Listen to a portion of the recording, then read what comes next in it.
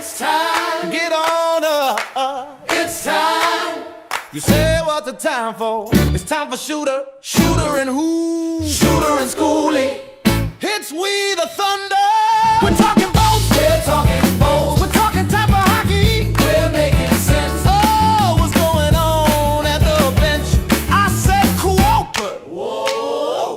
Coach Cooper. What? You got the boys buzzing. He always does it. Hagel's gonna show you what he's got. Coach will get in his head, but still will rock. Jake's Mr. Consistent and Captain America. But how about these new guys picking up the slack? We're talking boats. We're talking boats. We're talking Tampa hockey. We're making sense. Oh, what's going on at the bench? It's time. You said what's it time for? Say what's it time for? It's time for a shooter. Time for a shooter. Shooter and who? Shooter and who? Shooter and Schooley.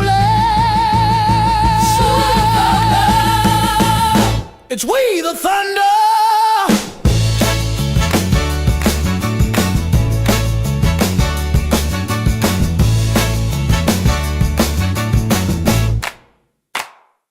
Get on up. It's time. Get on up. It's time.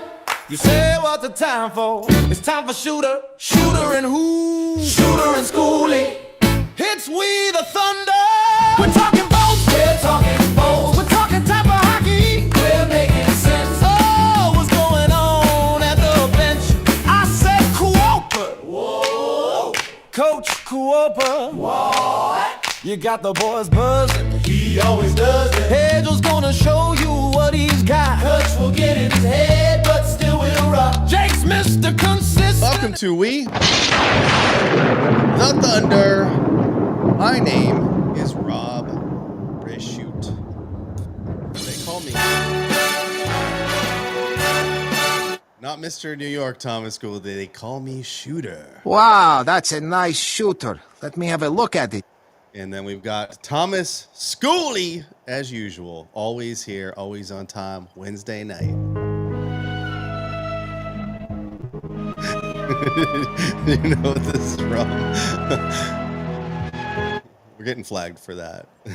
That's from Dexter. The serial killer. That's your new sound effect. All right. Well, we've got 4 Lightning games to talk about. A lot of wins in those games.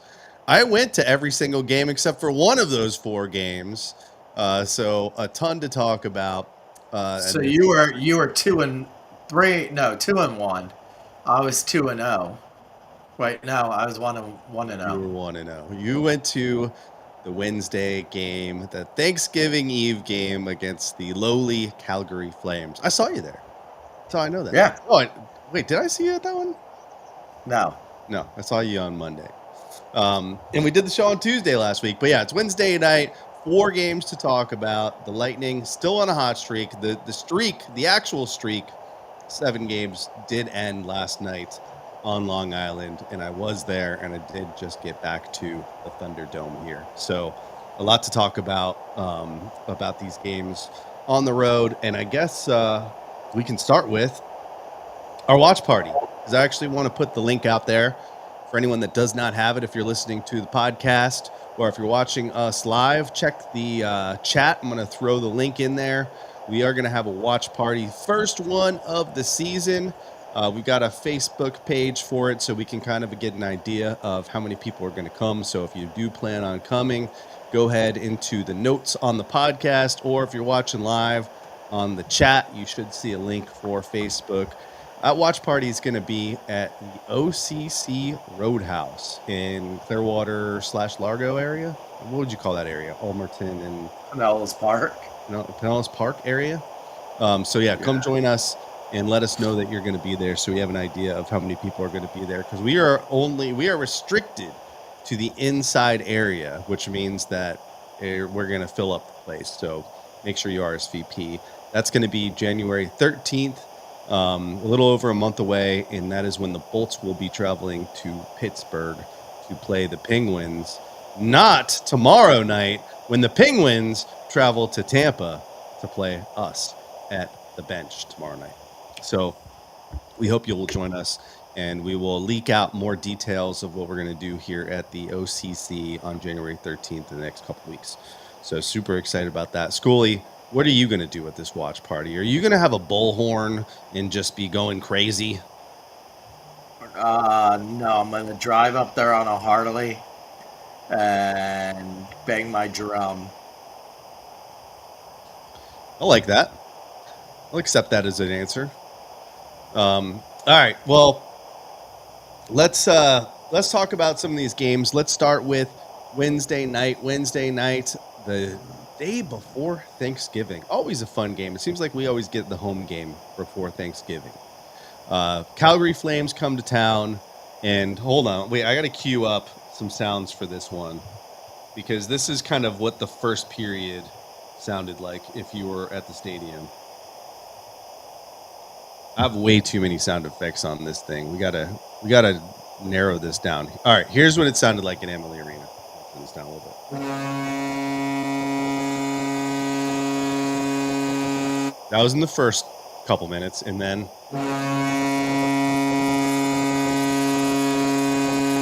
you didn't have to wait much longer for another.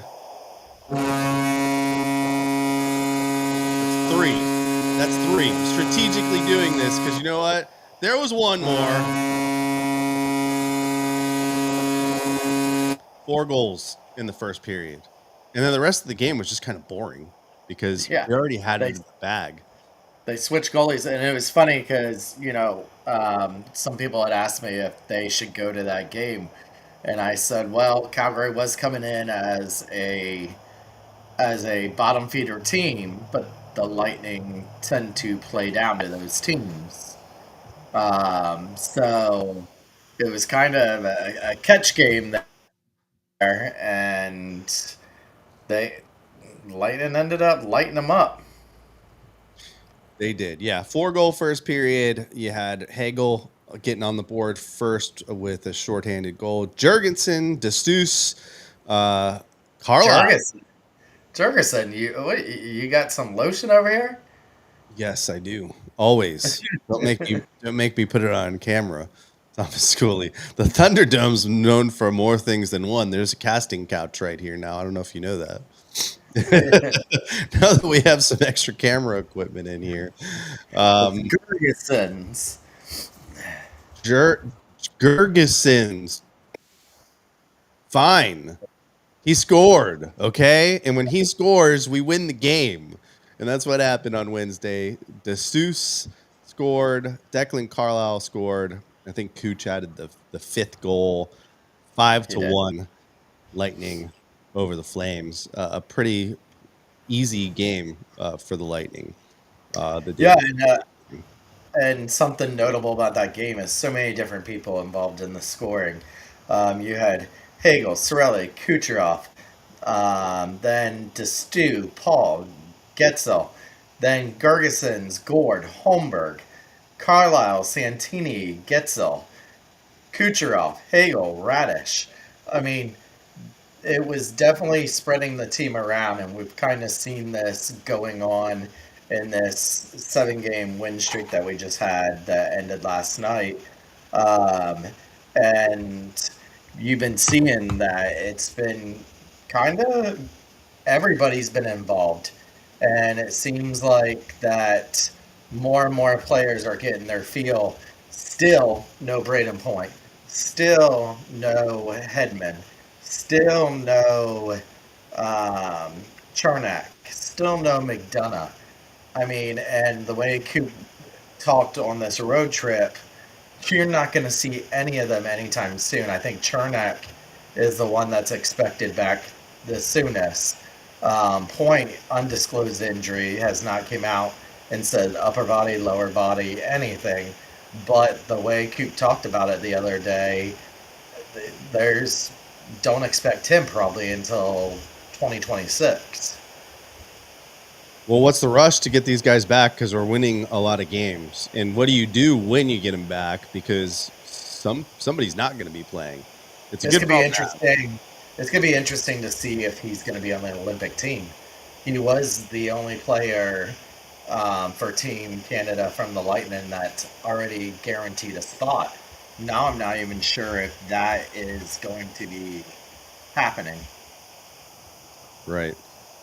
Sorry, I'm just checking here because it looks like same problem every other week where I can't tell if we're live on some of these platforms. Thanks a lot, EV Mux, in your completely inconsistent platform that we are probably going to drop by the end of the year here because this is ridiculous. All right, so hopefully you guys can find us out there. It looks like there's people watching. So, but yeah, it's a good problem to have.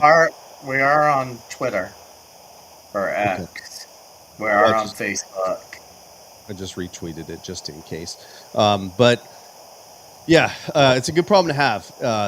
You know, it'd be foolish for us to think, even when these guys get back, that, you know, we're not going to have injury problems the rest of the season, right?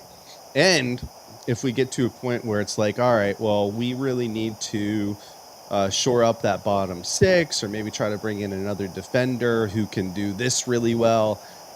You know, some of these guys are now pawns in the trading game with some real NHL experience and some younger guys too, that of course teams are going to covet. So a good problem to have for the Bolts going into the end of the year here, with the team really stepping up with some of these key players out. It's crazy to think how well they've played without Hedman and McDonough alone. But we'll see what it looks like when those guys come back. What side of the fence are you on with that? Are you take their time in getting these guys back and let these young guys keep doing their thing and gelling? Or do you put Hedman back in there at 22 minutes a game when he's ready? No, I think for the first half of the season, you just got to let them get healthy. You're going to need them down the stretch at the end and then into the playoffs. So, you know, take as much time as long as you're not losing ground with these young guys, there is no rush. And the Lightning are kind of a little comfortable sitting up there on top. I think they can afford to let them rest as long as needed. I can tell you, Tuesday when we did the block party with Hedman, he did not seem all too injured. And I have been seeing that, you know, they've been participating in skates, but Coop said don't let that fool you. They're still quite a ways from being back. Well, if there's did they say if it's upper body with Hedman? They haven't said. So if it's upper body, then you can still skate for the most part. Yeah. I don't know. It's something for us to keep in. They said what was Coop's thing in New York was he got out there and twirled around a little bit, but he also stayed behind and skated afterwards. So let me see if I can find. I did see that they reassigned the defenseman Groshev back to the crunch today. Now, whether or not they recall him back before they play tomorrow, I don't know, but I don't know if that means that someone is coming back. Trying to see that. Crozier's close. Here's what Cooper said. Crozier's close, so it might be Crozier coming back. Hetty's probably not, but he got to twirl around a little and participate in some drills. And then you see Mack and Pointer come out at the end. The fact that they're on the ice doesn't expedite when they're coming back. There's still a timetable.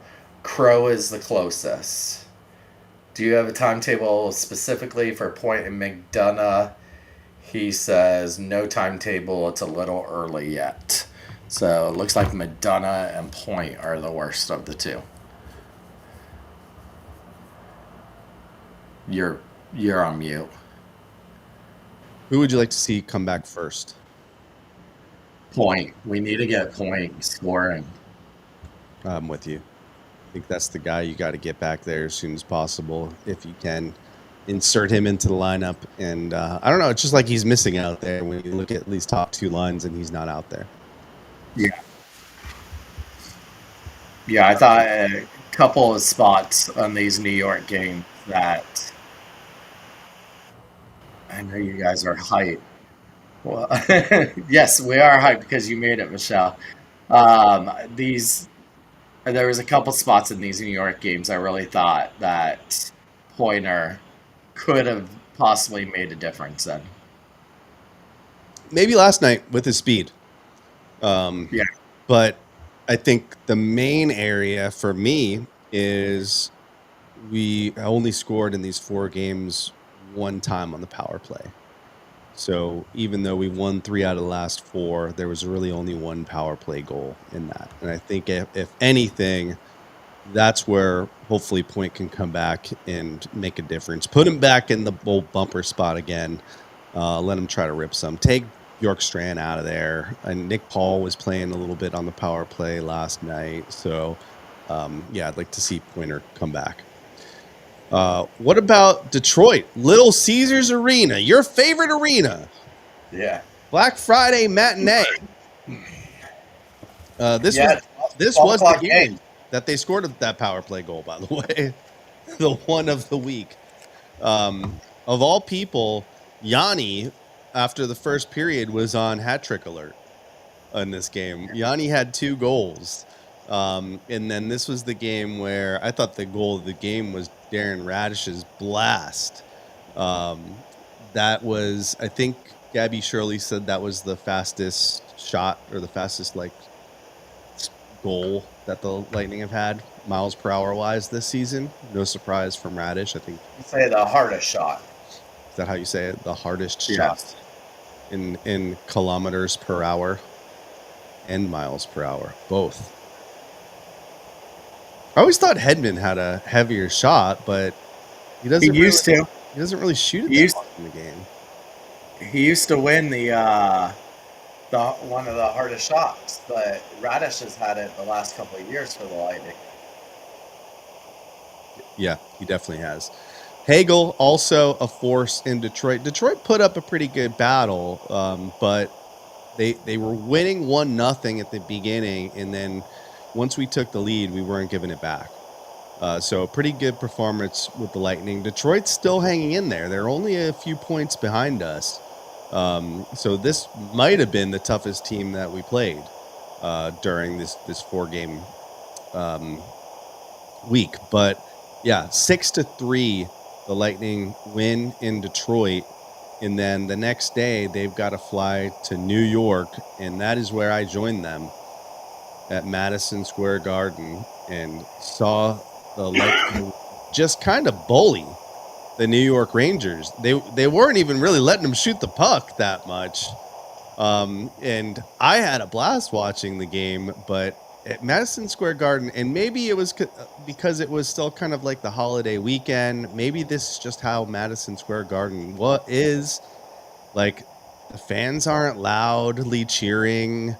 Have you been to a game there? I have not. I know people that have. You got to remember they're a bottom feeder team right now. Their home is not where they're winning at, and they're with a captain that the team doesn't really want as a captain.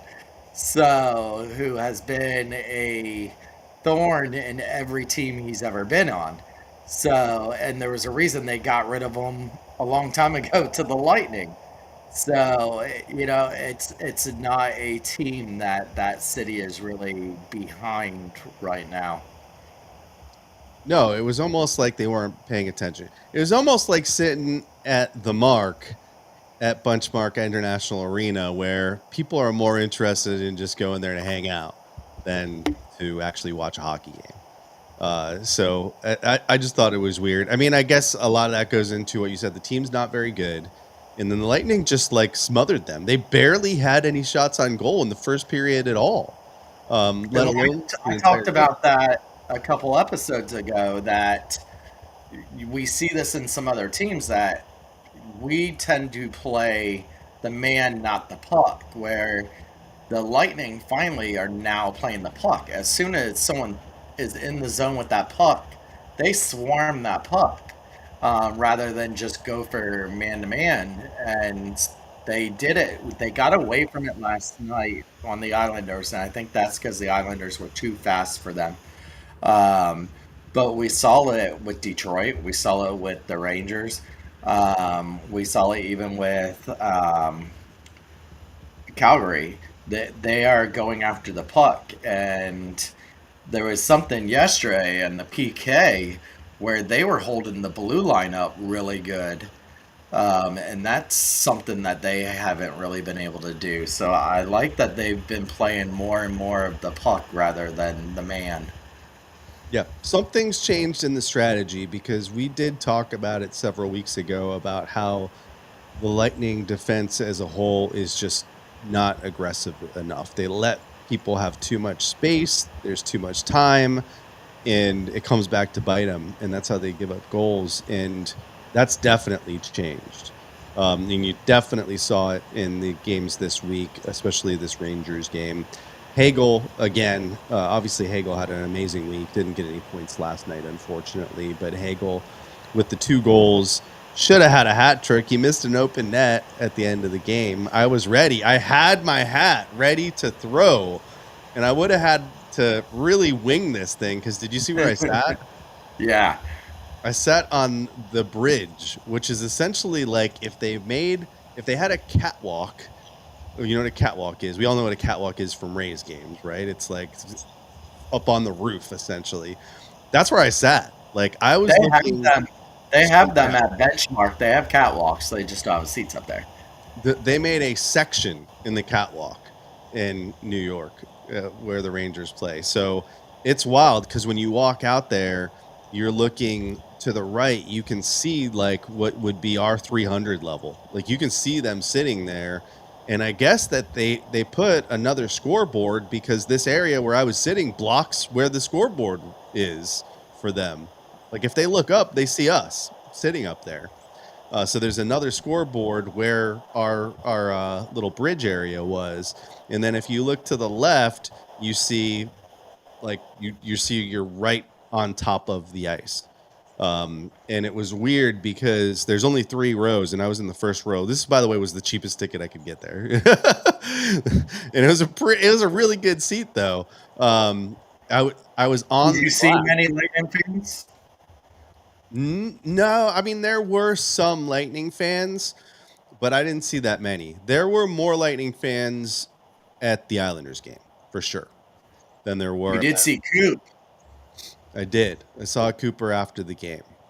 But my seats though, like I was on the glass, just 200 feet up in the air. It was weird. Like I had glass in front of me. It was actually cool. I would sit there again, and where I sat for the Islanders game, I was 4 rows up, and I paid less than half of what I paid for the tickets at Madison Square Garden. It's insane. But yeah, Lightning win in pretty easy fashion. One weird thing about going to Rangers games is you see all the St. Louis jerseys, the Brad Richard jerseys, the McDonough jerseys. Who else? The list goes on, right? Of all these players that have played for the Lightning in the Rangers. But you see all these people with Lightning players in Rangers jerseys because they still got the jerseys, right? So they're still rocking them, especially when the Lightning come to town. I'm sure they pick out those jerseys to wear. But a great game for the Bolts. JoJo, by the way, played this game. So JoJo was in net and Callahan. and had some. There you go, Michelle Callahan as well. Yeah, I mean the list goes on of all these guys that have played for both of these teams. So that was kind of trippy. And if you followed me, I posted some of it to our Twitter, but if you follow at Shooty Shoots on Instagram, I post a lot more pictures on there. So you can see them on there. And then after the game, I was up there by myself. So after the game, I waited a while because I was thinking like, all right, someone's gonna try to fight me. Right? In enemy territory, there's always some asshole. So I wait and just hang out at my seat. And after the game, I go downstairs and the escalators are broke. Like Madison Square Garden is all escalators. Like it's all straight up and straight down, and the escalators are broken. I'm like, what the hell? All of them, by the way. Every escalator there is broken. So I walk my happy ass downstairs, and I was gonna do a Thomas Schooley store review because I know how judgy you get about the Lightning team store. So I was gonna see, all right, well, what's the Rangers team store got in it? And I go to take a look at the Rangers store, and there's a line just to get in. They only let a certain number of people get in. Thomas is so bored of this story, he left. It's pretty bad. Oh, he's back. No, they have a line to get in. They only let a certain number of people in, and I was like, I'm not going to wait in the line to get into the Rangers store where I'm not going to buy any Rangers stuff. So sorry, Thomas, no review of the New York Rangers team store. They split it with the Knicks. There's a bunch of Knicks stuff in there too. Who wants that? So I go outside, and then I decide I'm going to take the long way around the arena and go back to my hotel. By the way, freezing fucking cold up there, 30-something degrees. And this was 5 o'clock at night, and it's already dark out. So I go, and I see kind of like where the players are getting on the bus.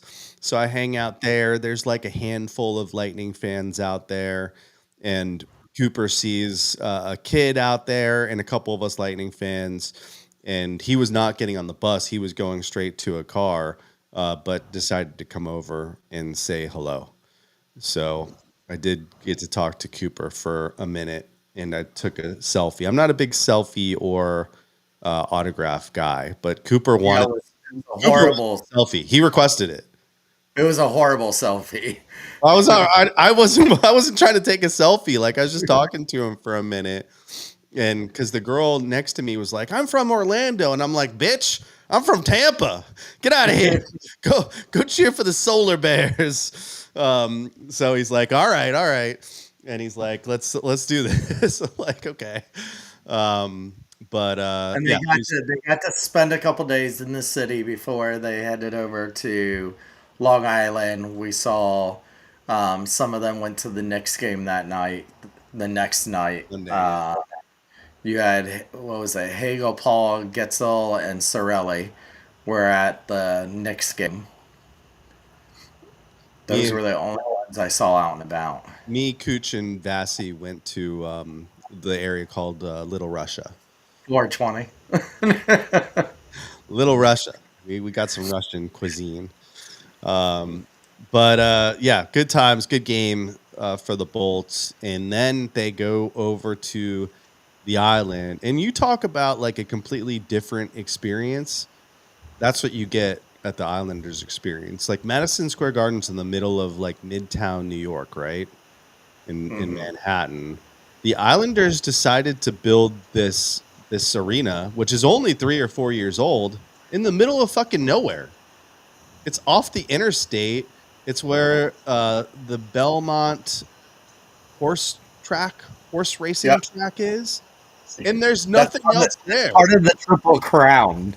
It's the Kentucky, whatever. It's the Kentucky Derby, the Preakness, and then the Belmont Stakes. But there's nothing there. There's nothing there at all. So, because I'm like, all right, well, let me find some place to grab something to eat. So it's like the Florida Panthers arena. Basically, yeah. Overall, the inside of the arena, they did pretty nice. Like, big, wide concourses. You know I like a wide concourse, right? Okay. It's one of my problems with Amalie is they kind of squeeze us in there like sardines. And if you think Amalie's bad, Madison Square Garden is basically like single file. All the way around the place. There's not. Think of what it's like a benchmark. Wait, what'd you say? Benchmark. Benchmark, Emily, whatever the hell they call it. But yeah, completely different. So the Islanders arena, Madison Square Garden looked sold out. The Islanders arena, which is called UBS arena, USB. UBS. USB is your phone charger. Yeah, UBS. UBS Arena, and it was it was less than half full, which is kind of embarrassing. And I know the Islanders have not been on a roll like the Lightning have, but they have a better team than the Rangers. But like I said, the actual stadium was pretty nice. Their fans cheer, not just the upper level, in the lower level. I sat in the lower level. Lower level, they were cheering as well. So I think Islanders fans are real ones, the ones that show up, I guess. Like I said, there were way more Lightning fans at UBS Arena compared to Madison Square Garden. Somebody recognized me right away because I was there early, and they're like, "Hey, you're Shooter." I'm like, "Yes, sir." So whoever that guy was, thank you. He didn't really tell me his name. These other people.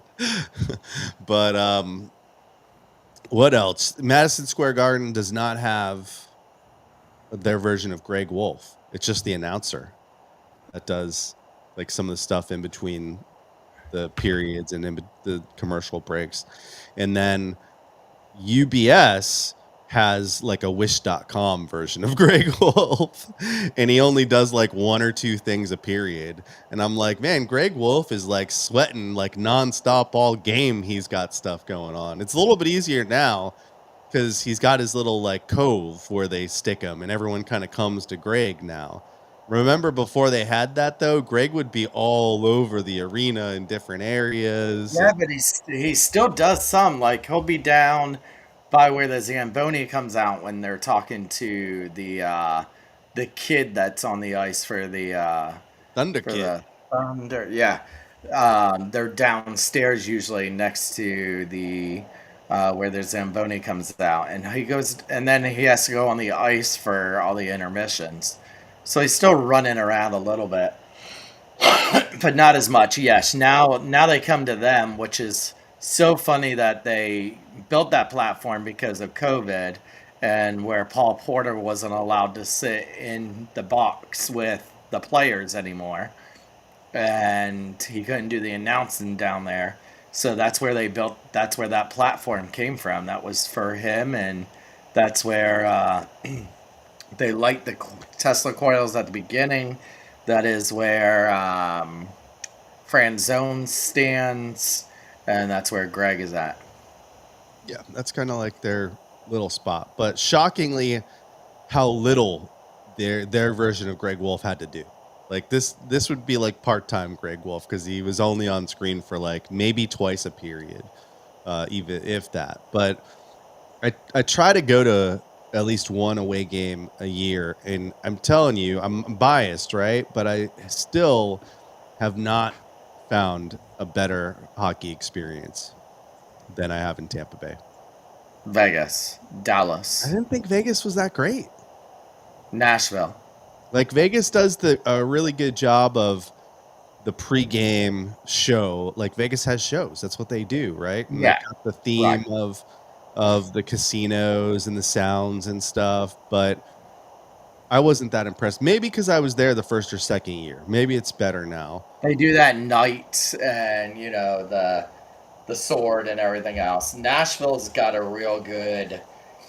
Nashville and Dallas, I thought, fan experience is probably the best you will see in the league.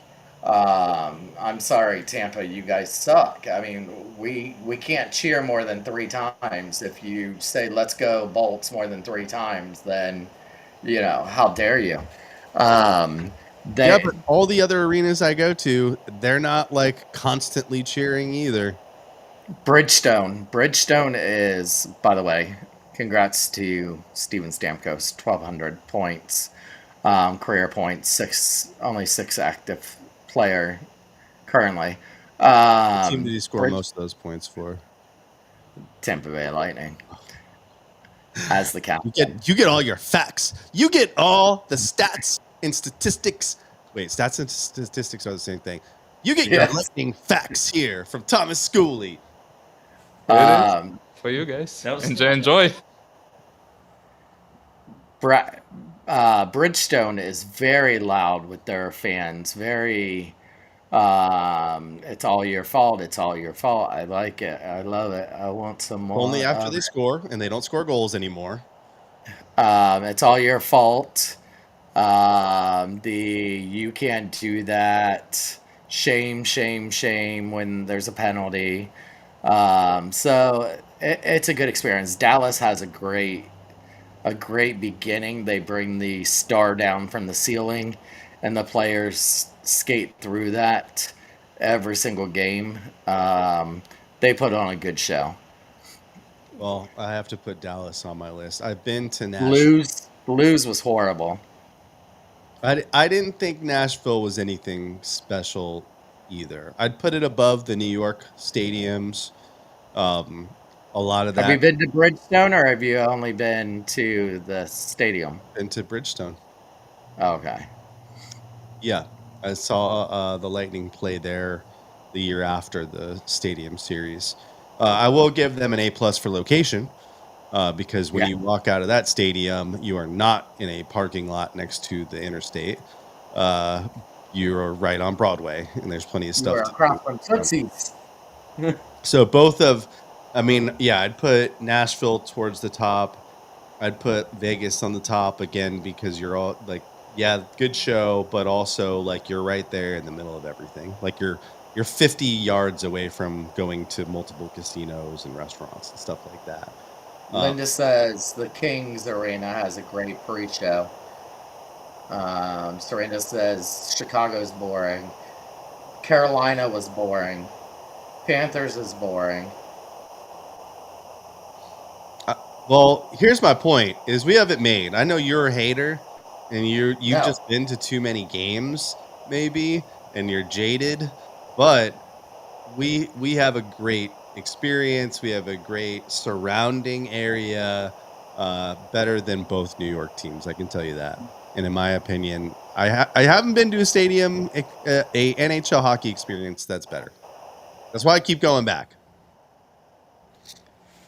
Yeah, Greg Wolf probably the best in the business, but I would say go to Dallas. Dallas has a great setup around their arena. They have a great experience in it. St. Louis was horrible. We got out of the game in St. Louis and there wasn't one thing open. Yeah, I don't think I'm trying to go to any games in St. Louis anytime soon. The other thing that I really didn't like was walking out of the stadium and it being much colder than it was inside of the stadium for both these games. It was freaking cold. When I left the game last night, it was snowing, and I had a good half-hour Uber ride. Well, first wait and then ride to get home. So I appreciate being able to. I don't always go in like flip-flops or sandals, but I appreciate being able to go in shorts compared to some of these teams up in Canada and up north where it's colder outside than inside. We have that luxury for sure. So yeah, I'm very thankful this post Thanksgiving for our arena and Greg Wolf and the team for sure. About that Islanders game, we lost. I thought the team played well. I thought the first period we played really well, and you could see the Islanders' confidence kind of get a little bit stronger throughout the game as they hung in there and scored, that first goal and that second goal. It just built up their confidence, and then we had them on their heels for the last 5 minutes. It was just too late. Dominic James, wonderful goal. That goal was right in front of me. He turns around and just, sometimes when you just shoot the puck and you don't do 5 passes before that, it goes in. That was only because you tweeted out, shut out, shut out, shut out, shut out, shut out. I needed to do that earlier. But Sorokin, I saw it firsthand for 40 minutes, was making some unbelievable saves. And there were so many chances where that puck was just right in and around the goal mouth, and it just didn't end up on any of our guys' sticks. I think the closest one to getting kind of a rebound was DeSuze, and he had a backhand opportunity that would have been tough to pull off, but he missed the net. We had deflections that just went wide. I think I tweeted out after the game, it was a joke that they gave Horvat the number 1 star. He had the game. Well, he didn't even have the game-winning goal. He had their first goal, which was a rebound layup goal. And meanwhile, they give Sorokin the second star, who by far should have been the first star of that game. That is why they won that game. And the Lightning made a good attempt. I did not think that they played bad at all in this game. If I was going to complain about anything, I'd say you got to score on one of those power plays. The power play did not look good, but neither team's power play looked good in that game. So 2-1 loss to the Islanders, but that gives us a chance to bounce back tomorrow against the Penguins at home. And then Islanders are coming to town on Saturday, so maybe a little revenge for the team on Saturday against the Islanders. So as I kind of mentioned, 1 goal in these last 4 games on the power play. What are we going to do about this?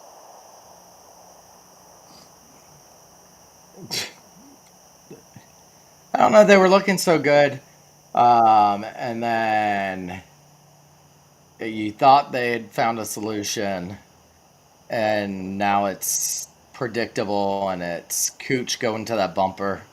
And them kicking it wide. Like, I don't get it. I don't get what they're doing. Yeah, they've got to figure this out. Like I said, hopefully Point can come back and that will make something happen for them. But I don't know. For some reason, they just cannot convert on these power plays. Maybe the move is getting it back to Radish. That was their 1 power play goal, was his rocket, I believe, this week. So maybe that's the move now. Let's just crowd the net and let Radish just rip it and hope it doesn't hit any of our players on the way in.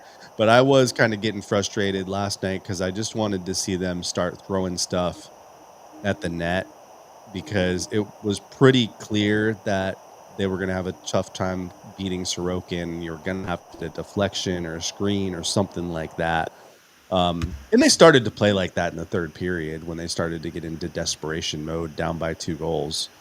But yeah, I would guess that we'll see, and I think we did last night, a little bit more Brandon Hagel on the power play. I think you need to start shooting more from that blue line, and you saw it kind of as the power play was towards the end. You saw Radish doing that, and Destu all shooting from that blue line, from that middle spot there. Cooch is looking for those passes too much, looking for behind. I mean, Getzel, they talked about in yesterday's game 2 different times. It was given to him, and all Eglon kept saying is that, oh, now he figured that out. Now he figured that out. If he gets it again, he'll probably put it in the back of the net. Well, no, you've already tried it 2 times. Like, you can't go, okay, we're going to try it this way, we're going to try it this way, and hopefully get a 3rd power play. Now I know what I need to do. That's not how it works. You're lucky if you get 1, 2, 3 a game. Yeah, they got to start converting. I mean, they're still winning games without scoring on the power play, but you know, by the time we get to the playoffs, that's what killed us last season in the playoffs. We could not score a goal on the power play against the Florida Panthers. I'm going to put this question out there. I think it was Bleacher Report earlier today. They did an article for all the NHL teams on the one word you would use to describe their season so far. So I know what they put for the Lightning. Maybe you saw this article too, but I want to put it out there. Looks like we got a good crowd in the chat. So I want to put it out there for you and put it out there on the chat. If you could describe the Lightning season in one word so far this season, what would that one word be? Replacements. Replacements? Just like the football movie. With Keanu Reeves Yep. and the stripper cheerleaders? All right, that's actually pretty good. I didn't think I we'd get mean, anything that good from you. who literally would have looked at this lineup and looked at the crunch lineup? I mean, we thought um, Duke was going to be called up sometime, Pelletier sometime. Like, Stu, who thought he was going to be playing this many games? Douglas, James. There's so many players that have been called up this year and, like, really have caused an issue for when players come back. And who has played better than Moser? There is nobody else that I think you have a 1A and a 1B, with Mosier being the D and Hagel being the offense. You reminded me. I want to look and see how many minutes he played last night, because there was a point in the second period, and I was sitting on the side where the Lightning were going twice. By the way, I want you guys to answer the question. I don't know if that's an answer from Roscoe. Jack Adams. That's 2 words, but we'll accept it if that's your answer. Got lucky against the Rangers. Everybody's getting lucky against the Rangers. Yeah, that's a horrible comment. You got lucky against Yeah. the Rangers. They had like 10 shots in the game. That's not luck. That's just getting worked. But yeah, I want to hear what everyone else says for that. But what I was saying about Mosier was, so second period, I got Vasi in front of me, right? And I'm noticing, like, Mosier's out there every time I look. Whether it's, we're on the penalty kill, or we're just playing defense, because this was the game started to flip a little bit in the Islanders' direction. And I was like, oh my gosh, how many minutes is this guy playing? So I'm actually going to look that up to see if it obviously is over 20 minutes, but the way I was looking at it, Rated the like number 2 defenseman in the league right now. Based on what? Based on plus minus, based on minutes played, based on scoring opportunities for and against.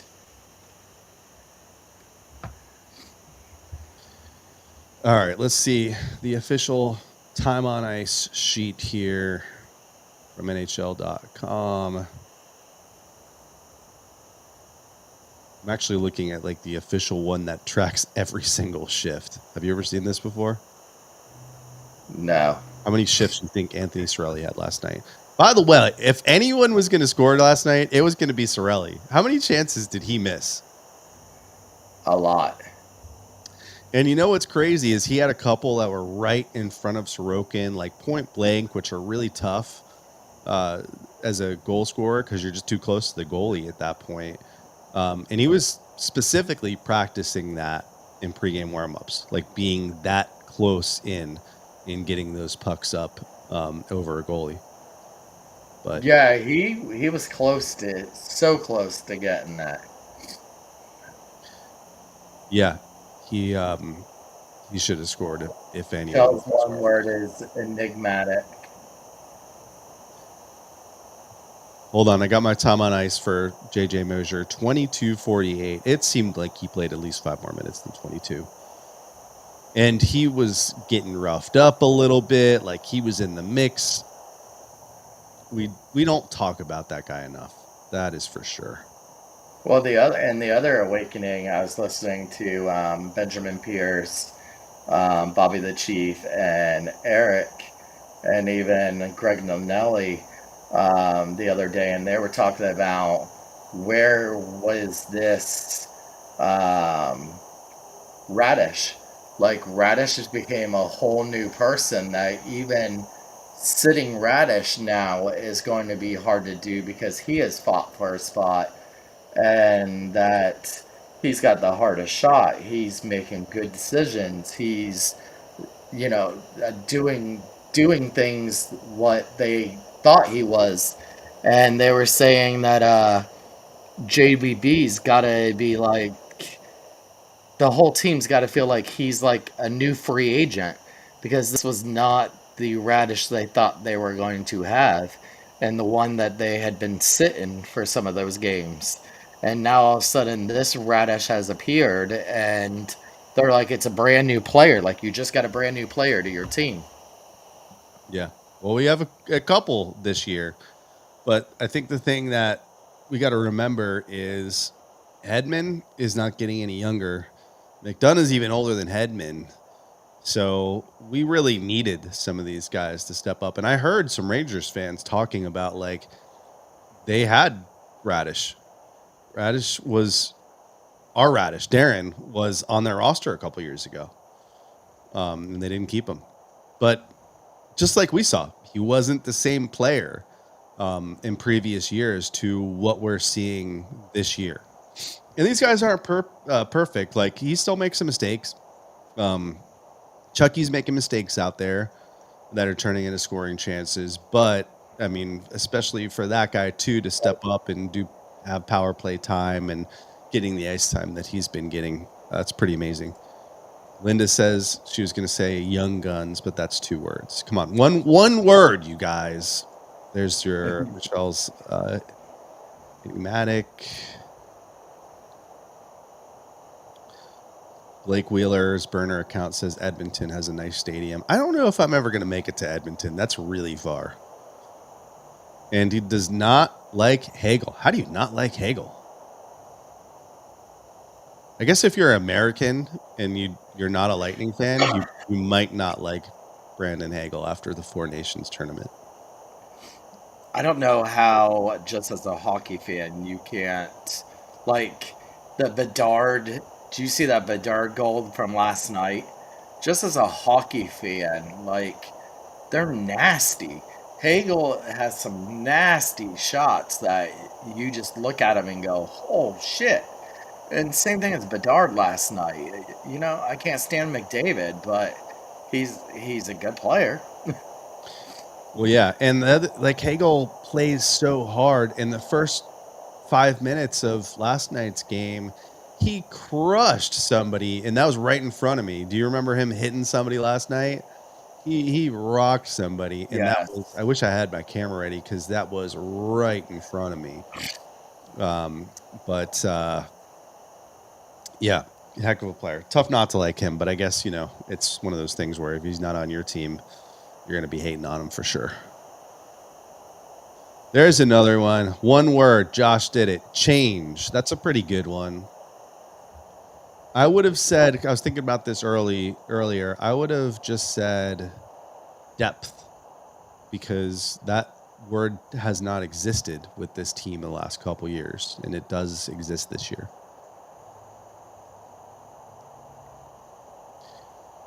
All right. I think we've always had depth in the forward position, just not the blue line.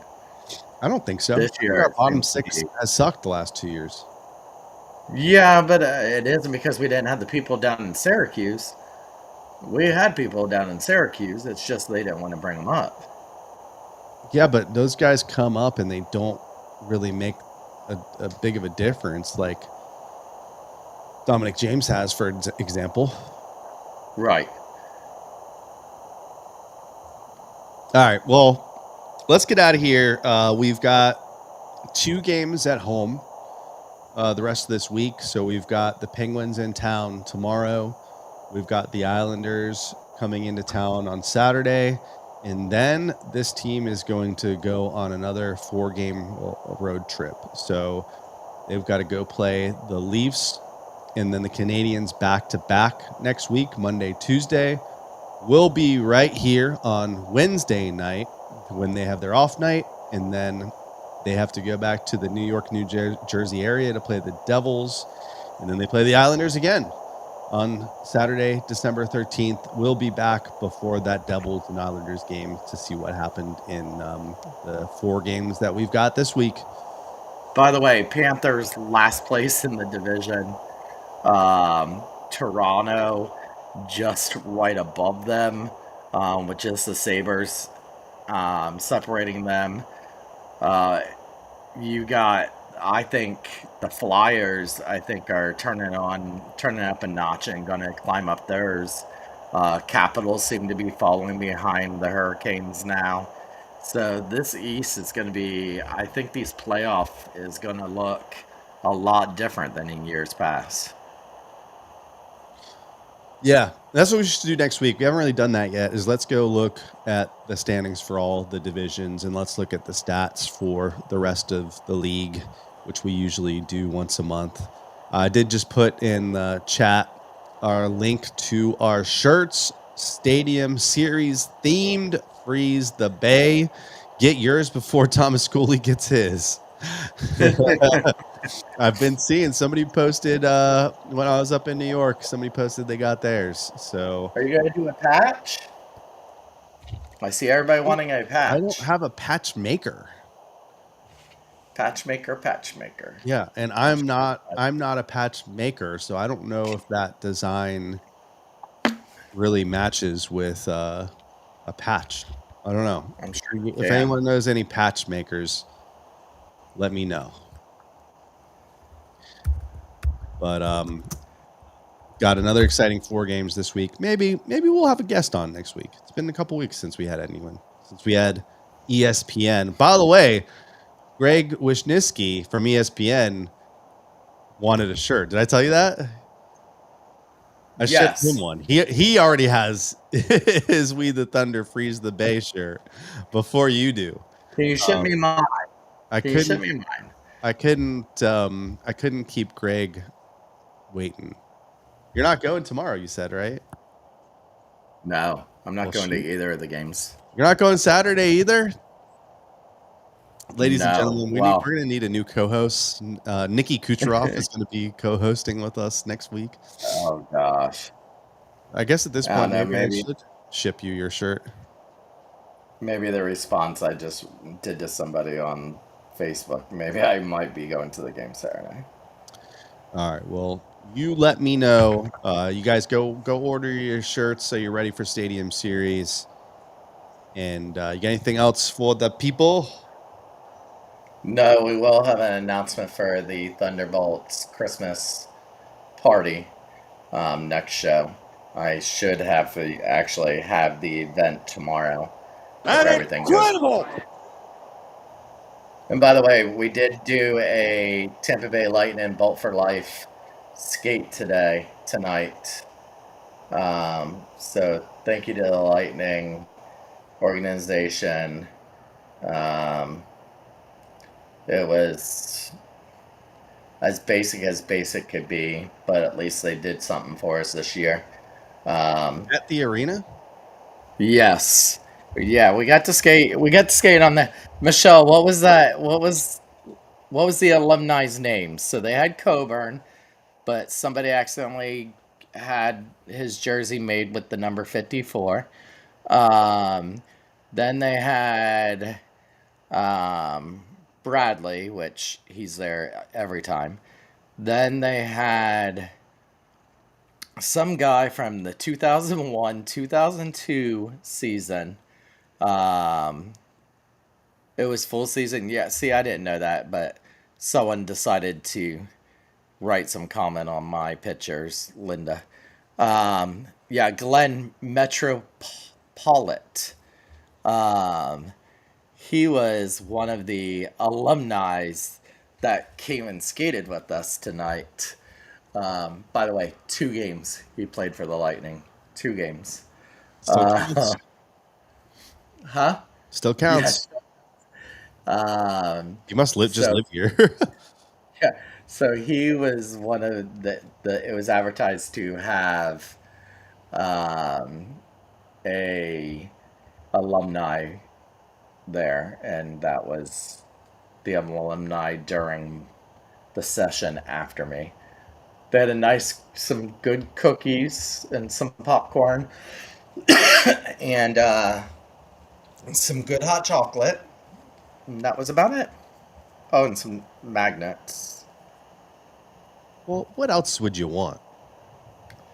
Well, they used to have photo stations out on the ice or on the bench and stuff like that, and Christmas trees and stuff for you to. Now they don't do that. They used to have, if you brought a toy, you got to go to the locker room, a tour of the locker room. They used to have Santa in the back where you took pictures with Santa. So that was kind of. They dumbed it down.